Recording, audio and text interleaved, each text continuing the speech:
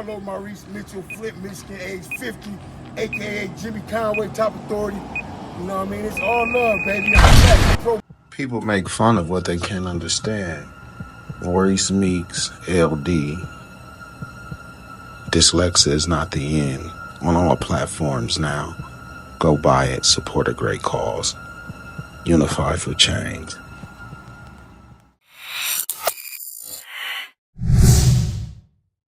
You know what I mean? The first neighborhood in the world, Flint, Mississippi hood. GM bought the whole neighborhood for their workers. You know what I mean? I don't know if y'all know about GM. I'm gonna give y'all a little quick history on that. Okay, you got Carriagetown in Flint, Michigan.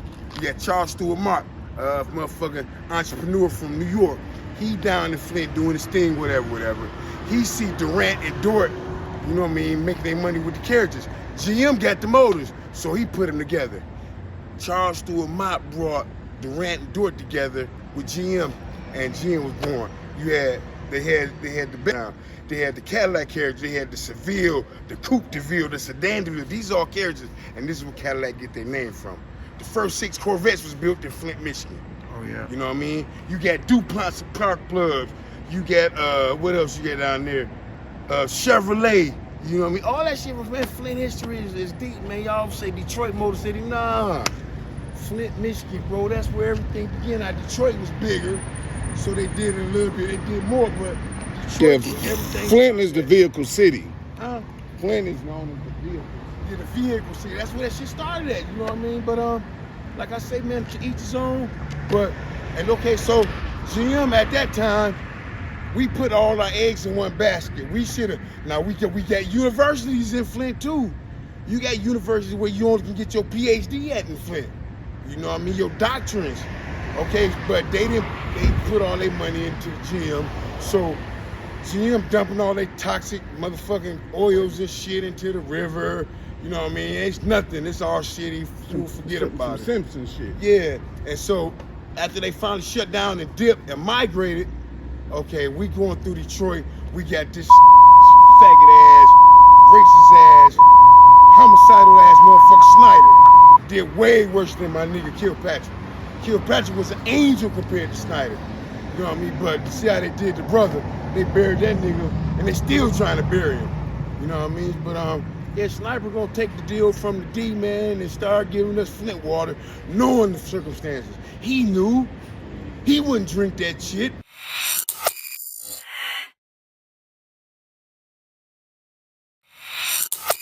Okay, me and you looking at Arizona because we're here.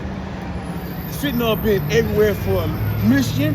It's been everywhere for the longest. It's a fentanyl epidemic, period. And I'm gonna tell you like this, common sense, it has to be the government because too much of it is being distributed for it to be a plug.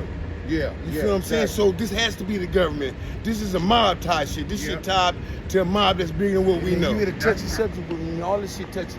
You know yeah. And that's why we survivors of it and we still living it. Yes, sir. Somebody need to tell the story. Like you say, it's everywhere. But yes, sir. What makes Arizona unique is the closest to the border. When I first got down here, it was $20 or $10, $20 a pill when I first got here. Yeah. I thought, but it rapidly changed. Yeah. Rapidly, nigga.